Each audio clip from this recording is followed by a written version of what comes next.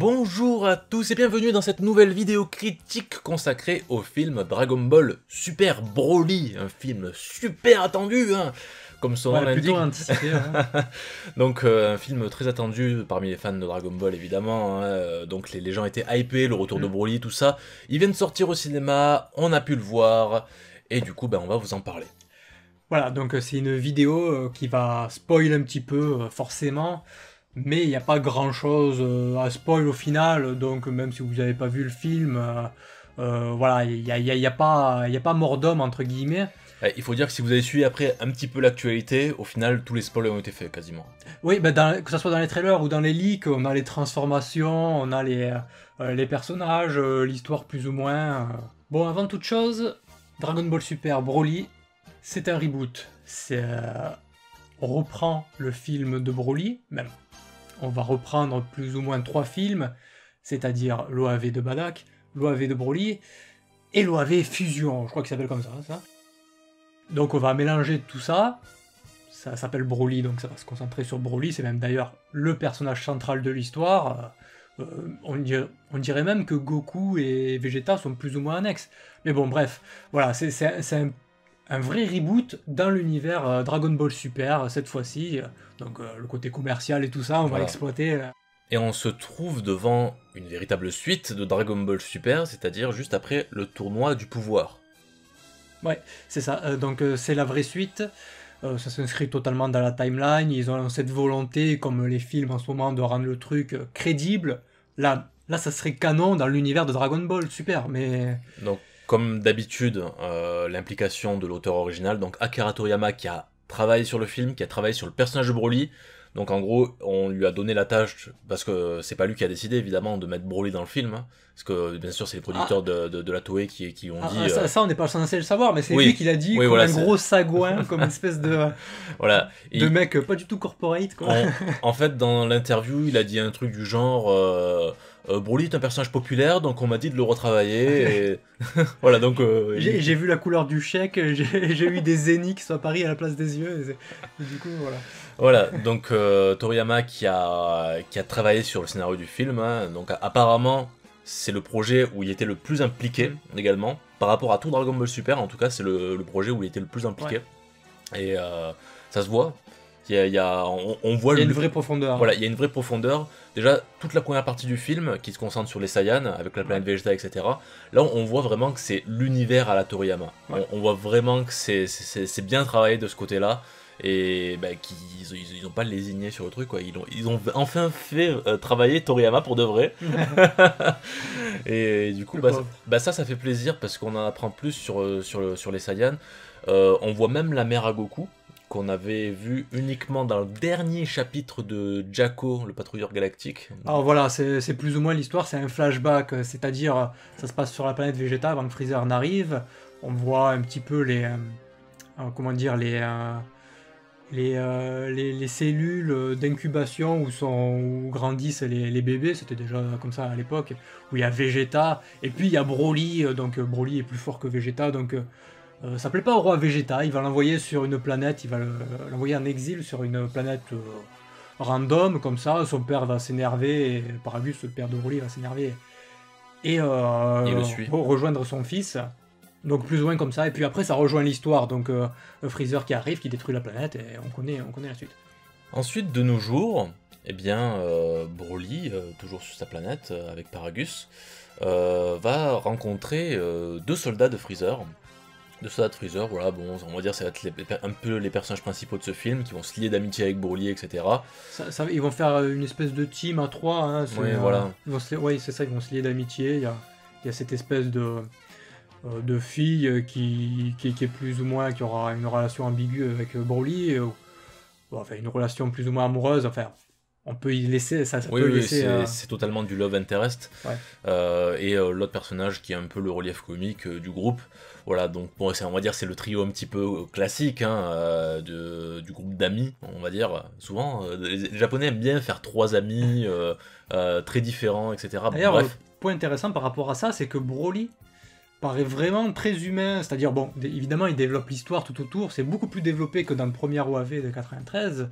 où c'était limite un poteau qui rageait de temps en temps, quoi. Il était totalement contrôlé par son père. Oui, enfin, en même temps, il n'y avait pas le temps de façon... Voilà. Alors que là, bah, il a été aussi lobotomisé par son père, mais il a quand même un petit côté humain. Il a une personnalité derrière qui a été développée. On le ressent aussi au niveau du design, où il paraît vraiment beaucoup plus gentil qu'avant. Avant, il était un petit peu apathique, tu sais, son design, il était... Là, il paraît beaucoup plus vivant et beaucoup plus sympa. Et voilà, et ça fait plaisir de voir Broly, parce que c'est un personnage plutôt intéressant, d'une manière générale, de le voir sous ce trait, moi ça me fait beaucoup plaisir. Et ensuite, nos héros se rendent compte que les Dragon Ball ont été volés, donc c'est Freezer qui les a volés. Bon, le parallèle rigolo, Bulma voulait rajeunir, Freezer lui veut rapetisser, il veut... Non, il veut grandir. Oh putain, Freezer nous écoute pas, si Freezer nous écoute, t'es mal barré. Il veut grandir, Freezer, grâce au Dragon Ball, voilà, bon, c'est un petit aspect comique, mais bon, oui, encore une fois, ils mettent en avant Freezer, bon... C'est l'humour Toriyama, mais là, contrairement au film Battle of Gods et... Bon, Fukato no F un petit peu moins, mais Battle of Gods, où vraiment il y avait l'humour à profusion, tout ça. Là, c'est vraiment de temps en temps, donc ça va, ça passe, ça passe crème, quoi. Encore dans Battle of Gods, c'était de l'humour à la Toriyama, donc moi ça m'a pas dérangé, mais après oui, c'est vrai que le film est très léger, si on veut vraiment un truc sérieux comme ce qu'on avait avant, c'est sûr qu'on n'est pas servi. Du coup, l'armée de Freezer arrive sur Terre, ouais. Goku et Vegeta sont là, et du coup, bagarre. Mais Alors voilà, c'est ça, c'est plutôt bien résumé, c'est-à-dire qu'on a 40 minutes de scénario, et tout le reste, c'est de la baston. Et d'ailleurs, on a vraiment l'impression de voir deux films différents, en fait. C'est vraiment un changement ultra brutal, mais que ce soit au niveau de l'ambiance, la narration, mais aussi les musiques. Les musiques, elles sont mélodieuses, plutôt jolies, etc. dans la première partie. Et dans la deuxième partie, mais ils ont pété un câble. Avec des thèmes où le chanteur il chante le nom du thème, tu sais, genre Broly. Il fait Go, Go, Gogeta. Il a spoilé Gogeta. Il a spoilé Gogeta au milieu de la vidéo. C'est des trucs comme ça, bon bref.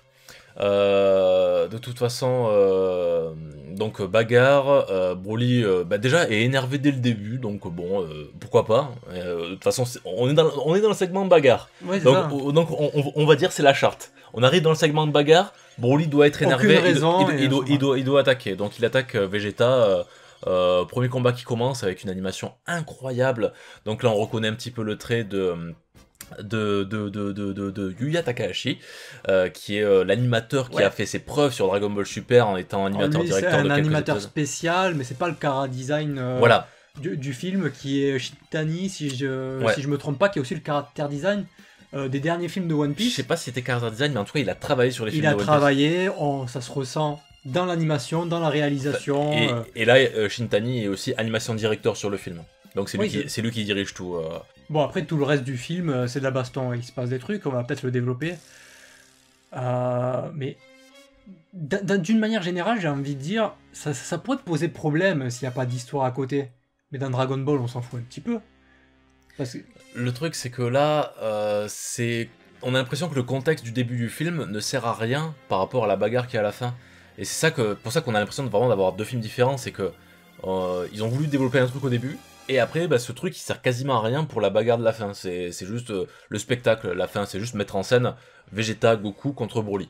Après, oui d'accord, c'est vrai que si tu le prends comme ça, c'est pas totalement faux, mais est-ce qu'on a vraiment besoin de ça dans un film Dragon Ball? J'ai envie de dire, quand c'est aussi bien fait, à l'heure actuelle, c'est certainement le film le plus abouti techniquement dans l'univers Dragon Ball. Enfin, surtout pour être plus clair, c'est qu'on a enfin un film Dragon Ball qui utilise des techniques dignes de 2019, quoi. C'est des techniques d'aujourd'hui. Contrairement à Battle of Gods of Gods et Fukatsu no F, on a donc une grosse différence par rapport à ces films-là, au changement total d'équipe. On prend les équipes de One Piece et on fait des trucs bien. Et on a, ça nous donne le film le plus abouti à l'heure actuelle, même comparé par rapport aux vieux films. À l'époque, il y avait peut-être Fusion qui atteignait quand même un niveau assez... Fusion et Tapion. Et le film de Tapion, ouais, c'était l'Attaque du Dragon. C'était vraiment les films les plus aboutis techniquement, mais c'était des films du milieu des années 90. Ouais, c'est ça. Et depuis, voilà, on a eu Dragon Ball Super. Donc, surtout depuis cette période Dragon Ball Super, où on a eu pour habitude d'avoir de la médiocrité. Avec l'animé, où il y a peut-être 2 épisodes sur... Il y a combien d'épisodes en tout 100 et quelques de Dragon Ball Super. Donc je sais pas, mais il y a peut-être 2 épisodes en tout qui sont bien faits là dans le tas, peut-être quelques Sakuga qui sont perdus, dans la série. Ouais, mais... il y en a un petit peu plus quand même, mais c'est surtout vers la deuxième partie de la série, quand il y a eu le deuxième opening. Bon, oui, c'est vrai, je suis un petit peu médisant, ça devient mieux fait, mais quand tu compares ça à la vieille série, c'est quand même très loin du design et tout ça. En fait, c'est à partir du tournoi du pouvoir que là, il y a une autre direction dans Dragon Ball Super. Donc ils ont commencé à augmenter la qualité, mais par contre, ce qui n'allait pas, c'était plus le scénario et la réalisation. Mais bon, ça c'est une autre histoire. Ça n'a pas changé, c'est toujours aussi mal foutu. Bref, on s'égare. Le combat continue, animation de ouf. Alors, petite précision, donc on a beaucoup d'animateurs différents, donc on a beaucoup de décalage au niveau du design, parce que les animateurs prennent vraiment leur vrai design. Même si c'est plus peaufiné que dans les animés dans lesquels on a beaucoup de Sakuga, c'est-à-dire ça se voit moins la différence quand même. On est en face d'un film, donc le caractère design est plus respecté. La post-production est vraiment très très bien faite. Là, ils n'ont pas un délai d'une semaine, etc. Enfin voilà, c'est d'un épisode par semaine. Là, un film, c'est beaucoup plus léché au niveau de la production. Mais par contre, un petit défaut, hein, vraiment, c'est le petit truc qui va pas pour moi, c'est l'incrustation des scènes en 3D. En fait, elles sont pas mal faites, elles sont pas mal réalisées ces scènes en 3D. C'est juste que le modèle 3D des personnages jure vraiment avec la belle 2D. La 2D, elle est super bien détaillée, elle est super propre, avec des effets dans tous les sens. La 3D, t'as des modèles 3D qui font vraiment plastique, on dirait des personnages de jeux vidéo, quoi. Oui, alors c'est vrai que ça choque quand on voit ça. Maintenant, on s'y habitue plutôt vite, et puis de toute manière, c'est fait, les transitions sont faites dans des scènes où il y a énormément d'action. Donc en fait, ça va tellement vite qu'on n'a pas trop le temps. Je suis même sûr qu'il y a des personnes qui n'ont pas remarqué qu'il y avait de la 3D, hein, qui ont peut-être pas l'œil ou qui n'ont pas fait attention, je sais pas, mais... Moi, je trouve qu'on le voit assez... Alors oui, c'est quand même plus ou moins flagrant, mais ça gêne pas tant que ça non plus. Et puis c'est très rapide, on retourne très vite vers des grosses animations en 2D. Oui, la 3D, ça doit être 5% de l'animation des combats. Non, même moins. Donc voilà, donc les combats continuent. Alors c'est un combat ininterrompu, ouais, c'est ça, hein. donc où Vegeta se bat contre Broly, après Goku prend le relais, Broly qui se transforme pas encore en Super Saiyan, donc là il est quand même super fort, il arrive à leur tenir tête, etc. Après Freezer, d'une manière un petit peu random, il tue Paragus. Voilà, c'est... Et du coup, un petit peu comme Goku quand il voit Krillin mourir sous ses yeux, là Broly s'énerve et se transforme en Super Saiyan, mais là c'est le Super Saiyan qu'on connaît, le Super Saiyan légendaire, donc les yeux blancs, les gros muscles. J'ai trouvé par rapport à cette scène que ça manquait un petit peu de... Alors l'impact il est là, hein, on ressent la puissance, tout ça, mais ça manquait un petit peu de focus sa tête, parce qu'au début, t'as un petit peu du mal à te rendre compte qu'il s'est transformé. Tu trouves pas, tu sais pas à quel moment c'est arrivé en fait. On le voit de loin, et je trouvais que ça manquait d'une scène, tu vois, où ça fait genre un plan qui défile de haut en bas, ou un truc du genre, où on voit un zoom sur son visage. Surtout que la mort de Paragus, elle est expédiée tel un déchet jeté aux ordures. Hein. C'est vraiment, il n'y a aucune tension, presque comique, le truc. Oui, mais de toute façon, c'est ça, c'est Dragon Ball Super, c'est ça, c'est l'aspect un petit peu plus léger, peut-être qui veut plaire à un public un peu plus jeune, je sais pas, mais... Mais peut-être ils ont gardé cette tendance à vouloir édulcorer un petit peu le tout. Hein. D'ailleurs, il n'y a pas de présence de sang, hein, il me semble pas. Hein. Non. Dans le film, alors que c'est un film, hein, ça passe pas à la télé. Il n'y a pas de CSA, ou je sais pas ce que c'est au Japon, mais il n'y a pas tout ça, donc il n'y a pas ces restrictions-là. Mais malgré tout, il n'y a pas de sang. Voilà. Alors, Piccolo, qui était au-dessus d'une montagne comme ce qu'il fait la plupart du temps. Dans les films, oui, il est souvent comme ça. Contacte Goku et lui dit en gros vous êtes contre un adversaire puissant, vous avez besoin d'aide ou quoi. Goku il dit non, reste là où tu es, j'aurai besoin de toi. Et en gros, Piccolo va servir de poteau, parce qu'on sait bien le déplacement instantané, tu te téléportes près d'une personne, et tu choisis pas l'endroit où tu vas. Du coup, ben, ils vont se téléporter Goku et Vegeta vers Piccolo. Pendant ce temps, Freezer va se faire bolosser par Broly. Ouais, encore une fois, une espèce de surenchère de vouloir absolument mettre Freezer Oui, à toutes les sauces. après, il fait rien, Freezer. Il se fait bolosser, mais... Ouais, d'accord, mais bon, il est pas utile. Bon, après, oui, il est dans... Broly est recruté dans l'armée de Freezer. Bon, j'en ai marre de Freezer, j'en peux plus. Non, c'est vrai qu'ils mettent beaucoup trop en avant Freezer, mais bref. Du coup, ils vont s'entraîner à la fusion. Mais la fusion, pas avec des Potala, parce qu'ils n'en ont pas. Donc la fusion comme Goten et Trunks. C'est ça. Et Trunks, donc Gotenks, comme Gotenks. Comme dans le film Fusion, tout simplement. Et du coup, voilà, ils vont s'exercer à la fusion. Ils vont essayer de faire la fusion. Donc c'est vraiment très rapide, hein, l'enchaînement. Ils vont la rater. Pendant ce temps, Freezer se fait toujours bolosser.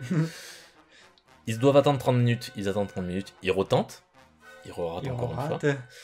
Et c'est Whis qui intervient. Voilà, Whis qui intervient pour surtout qu'il se bat contre Broly. À ce moment-là, quand tu vois Whis se battre contre Broly, tu te dis non mais il se fout de notre gueule. Hein. Broly, il sert à rien à ce moment-là. Pourquoi tu fais ça? Je veux dire, Broly, c'est censé être le mec du film ultra fort qui massacre tout le monde. Et t'as Whis, il arrive, il te montre qu'en fait, que lui, il carry le manga. T'as pas besoin de faire un combat contre Goku, vu qu'il y a Whis. Bah oui, non, mais ça sert à rien d'avoir des héros dans... Attends, t'as un personnage comme Whis qui est plus fort que tout le monde. Ça sert à rien d'avoir... Mais bon, de toute manière, c'est des personnages comiques. Donc. Voilà, c'est des personnages comiques, mais le problème dans Dragon Ball Super, c'est que ces personnages-là, donc que ce soit Beerus ou Whis, enlèvent tout aspect dramatique, vu qu'ils sont du côté des héros, et tu sais que, bah, par exemple, Fukatsu no F, la Terre explose, et les mecs, Whis, il rembobine le temps. Ça enlève toute la tension qu'on avait avant dans Dragon Ball. Il y avait des enjeux avant, maintenant il y en a absolument plus. C'est ça un petit peu le problème de Dragon Ball Super. Mais on va pas trop s'attarder là-dessus. Donc Goku et Vegeta finissent par réussir à fusionner. Incroyable. Et du coup Gogeta va se battre contre Broly dans un combat. Putain, mais ce combat il est incroyable. Il est incroyable. Naoto Shishida, animateur phare de la Toei, qui fait des animations exceptionnelles. Hein, extrêmement fluide. Ouais, extrêmement fluide. Au niveau de la fluidité des animations, je crois que c'est le meilleur. Hein. Avec des caméras qui tournent, des personnages qui ont l'impression d'accélérer puis de ralentir. Ouais, voilà, il a un effet dans les mouvements des caméras, de l'espace, etc. C'est tellement bien réalisé. Et souvent, il a une petite patte, genre les personnages qui claquent un petit peu des dents et tout. C'est assez marrant son style d'animation. Mais voilà, Naoto Shida, donc présent toujours dans les momentum de quasiment tout ce que fait la Toei, que ce soit One Piece, il travaille qu'avec la Toei. Oui, voilà, il travaille qu'avec la Toei. Ils ont de la chance de l'avoir, hein, parce que s'il avait pas... C'est malheureusement plus ou moins le seul bon animateur qu'ils ont. Donc, qui est régulier, on va dire, parce que après bon, ils en ont, mais ils sont beaucoup moins réguliers, malheureusement. Alors on a quand même une longue scène avec Gogeta contre Broly, qui est en 3D CGI encore une fois, et dans cette scène en fait, elle est confuse en fait cette scène, c'est parce que Gogeta passe les transformations pendant qu'il est en train de se battre, mais on comprend pas trop, il y a trop d'effets, etc. Oui, comme c'est en 3D, en fait, c'est tellement fluide que la caméra tourne en même temps. Il y a plein de... On dirait qu'ils tentent des trucs, tu sais, au niveau technique un petit peu, là. Après, il passe en Blue, on repasse sur des enchaînements 2D beaucoup plus classiques. Ah, forcément, Gogeta Blue, ça va vendre. Et bien plus stylé. Mais il lui met des combos, mais là, il bolosse Broly, en fait, totalement. Et dernier coup de poing, il met un coup de poing dans le ventre. Broly retrouve ses esprits. Mais Gogeta... il continue à le casser la gueule. Il continue et il fait un Kamehameha pour l'achever.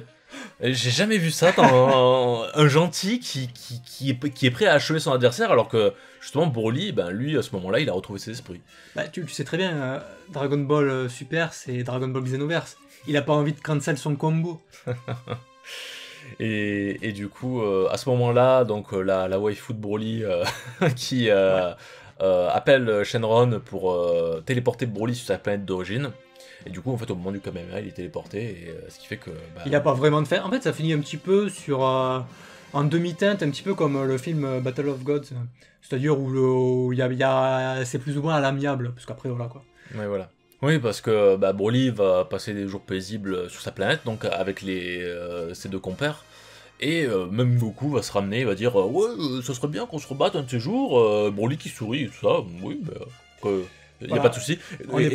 Et donc Bulma qui a construit une maison pour eux, donc il donne une capsule, voilà, petite maison, de la bouffe et tout ça. Voilà, ça finit, on est content. On est content. Alors on est content, oui, parce que on a passé un bon moment devant ce film. Ça finit, comme je disais, un petit peu en demi-teinte. Malgré tout, c'est une fin ouverte qui peut laisser penser que Broly apparaîtra dans la suite. Alors, dans le manga Toyotaro, c'est possible, je sais pas, l'anime certainement. Mais j'aimerais bien que ce soit quand même le film 2, c'est-à-dire Broly 2. Je pense qu'il y aura un prochain film en fait. Peut-être que l'histoire autour de Broly sera uniquement dans les films, et dans l'anime ils vont se contenter de le laisser. J'espère. Parce que de toute façon, Dragon Ball c'est un univers tellement étendu, maintenant c'est des planètes, des univers, etc. Broly, tu peux le laisser sur sa planète et le faire revenir uniquement pour un film, quoi. C'est oui, mais pas obligé de... Avec le succès qu'aura ce film au fur et à mesure du temps, et puis déjà qu'a le personnage de Broly, j'ai du mal à voir la Toei et tout ce qu'il y a autour ne pas exploiter Broly en lui mettant peut-être un nouvel habit pour avoir des nouveaux DLC dans les jeux, des cartes à jouer, tout ce marketing qu'il y a autour à faire. Oui, c'est ça. C'est Et il faut noter aussi un truc, c'est que Dragon Ball Super, c'est marketing à 200%. Oui. C'est-à-dire que dès que tu as un nouveau personnage, par exemple, dès que tu avais Vegeto Blue, le lendemain, il était dans Dokkan Battle. Oui, c'est ça. Voilà, c'est que là, c'est vraiment du marketing. Et c'est pour ça que, quand on disait que le film a été totalement spoilé avant qu'il sorte, c'est qu'on nous avait spoilé donc Gogeta, etc. Mais exactement pareil pour le mettre dans Xenoverse 2, pour le mettre dans les jeux mobiles, etc. Donc voilà, c'est tout ça, c'est des produits marketing. Évidemment, l'apparition de Gogeta, c'est stylé, ça nous fait plaisir, surtout que la mise en scène est incroyable, mais à côté, il y a quand même un énorme but marketing, et là, comme tu le dis, Broly, c'est aussi un but marketing ultra puissant, et moi j'espère qu'ils vont juste pas le faire revenir en tant que personnage comique à 2 balles. Ça, par pitié, ne gâchez pas ça. C'est à mon avis, c'est déjà plié, enfin bon... On n'en sait rien, hein, on travaille pas à la Toei ou quoi que ce soit, mais il y a de fortes chances pour que ça arrive. Ouais. Mais voilà, en tout cas, pour ce film Dragon Ball Super Broly, en général, moi je trouve que c'était pas extraordinaire, mais c'était bien, c'était un très bon divertissement en fait. Visuellement, il est... En fait, si vous aimez un tant soit peu Dragon Ball, il faut le voir. Il faut vraiment le voir. Mais même... Si vous aimez les bonnes animations, enfin voilà, c'est aussi un excellent film d'animation. C'est un excellent film d'animation, il y a une réalisation dynamique. Pour la première fois dans Dragon Ball, on a l'impression d'avoir des personnages qui se battent sérieusement, sans légèreté, ou qu'il y a un enjeu, même avec ce truc de Whis qui gâche un peu tout. Mais voilà, tu dis ça, mais c'est uniquement au niveau visuel, alors que... Oui, mais parce que ça se passe dans le monde de Dragon Ball Super, derrière voilà, c'est pour ça. C'est que les enjeux sont moindres dès que tu sais qu'il y a Whis qui est juste derrière, quoi. Mais voilà, ça c'est toujours les petits problèmes, mais qui viennent qui viennent entacher l'histoire du film à cause de l'univers Dragon Ball Super. En fait, pour moi, si on le prend à part, ce film, il est vraiment très très cool, il est vraiment très très bien. Mais du coup, avec l'univers Dragon Ball Super, surtout qu'il y a un petit peu d'incohérence, parce que quand ils ressentent le pouvoir de Broly, ils font pas du tout le parallèle par rapport à Kale, qui était un peu le Broly de l'univers 6. Ouais. Du coup, voilà, il y a quelques petites incohérences comme ça qui font que... Au final, on a l'impression qu'ils ont juste voulu faire de la bagarre. Bon, c'est pas plus mal non plus, mais... C'est exactement ce qu'ils ont voulu faire, et je pense que c'est pas plus mal, j'attends pas plus, en fait, d'un film de Dragon Ball. Du moment qu'il y a de la bagarre, à l'époque, tu prends le film de Broly, c'était ça. T'as Broly qui arrive, voilà, ils se battent, et puis c'est tout. Bon, là, peut-être ça manque un petit peu de personnages à côté, des Gohan. Bon, après, si c'est le Gohan de Super, voilà. Ah, mais Gohan est totalement porté disparu. Hein. Il n'apparaît pas 0 seconde. Mais voilà, non, mais c'était bien. Ça reste le haut du panier des adaptations en film d'un shonen, quoi. Il y avait, bon, on a parlé un petit peu du character design, mais c'est quand même la première fois qu'on voit un design aussi bien de façon globale. Hein. On l'a vu quelques fois dans la série Dragon Ball Super avec 2-3 épisodes. Je le dis avec l'animateur, j'ai oublié son nom. Yu Takahashi. Hein. Takahashi, c'est ça, où il y avait un design qui ressemblait vraiment à la vieille série, qui fait beaucoup plus sérieux, un peu moins rondelé et tout ça que le chara design de base. Je suis sûr que dans le futur, il va devenir character design Dragon Ball. Et il y a de fortes chances pour que ça arrive, ou même Shintani, mais Shintani, il travaille sur des projets un peu plus ponctuels quand même que les grosses séries. Mais Shintani, lui, a un style un petit peu plus épuré, et il fait beaucoup plus rétro, justement. Parce que là, en fait, si tu veux, Takahashi, lui, il fait plus fin Dragon Ball. Shintani, lui, sa façon de représenter les personnages, c'est plus arc Freezer, Oui, arc d'accord, Namek. dans la façon de faire, il y a Oui. moins de traits, d'ombre, etc. Voilà. D'accord, mais au niveau des visages, on ressent la dureté, tu vois, des personnages quand ils crient. D'ailleurs, petite mention, pardon, à Bin Shimada, qui est le doubleur de Broly, qui a gueulé tout le long du film. Il y a eu environ 800 000 répliques où il crie « Ah !» comme ça, où il gueule, mais pas possible, surtout que le doubleur est un peu vieux, bon voilà, respect. Aussi évidemment pour les deux autres doubleurs qui sont plus tout jeunes, hein, ils doublent depuis une cinquantaine d'années ou je sais pas combien. Mais... Masako Nozawa qui fait Goku, qui a maintenant plus de 80 ans. Ah, Bon, elle est loin d'avoir le timbre qu'elle avait à l'époque, mais en même temps c'est normal avec l'âge. oui, enfin bon voilà. Mais c'est quand même ce niveau. C'est quand même impressionnant, oui, à son âge. Et bien sûr, Ryo Urukawa, qui incarne Vegeta, toujours aussi excellent. Et une voix qui me fait vibrer. Elle est excellente, la voix de Vegeta. Voilà, c'est tout pour cette vidéo critique consacrée au film Dragon Ball Super Broly. Ouais, c'était bien cool. Hein. J'espère que ça vous a plu. On va continuer bien sûr à faire d'autres vidéos critiques parce qu'en ce moment il y a une actualité assez riche. Il y a les animés de la prochaine saison qui arrivent le mois prochain, donc on va se mettre dessus. Cette fois-ci, on va faire des vidéos critiques, comment dire, séparées. Ouais, on va faire des vidéos critiques sur une série à chaque fois. Ça permettra de voir. Bien que là, très prochainement, on va faire des vidéos critiques également sur des animés de la saison dernière, enfin la saison de l'hiver. Parce que faire une review plus complète. Il y a des animés vraiment exceptionnels et il faut qu'on en parle. Ouais. Du coup, on se dit à la prochaine et portez-vous bien. Allez, à bientôt.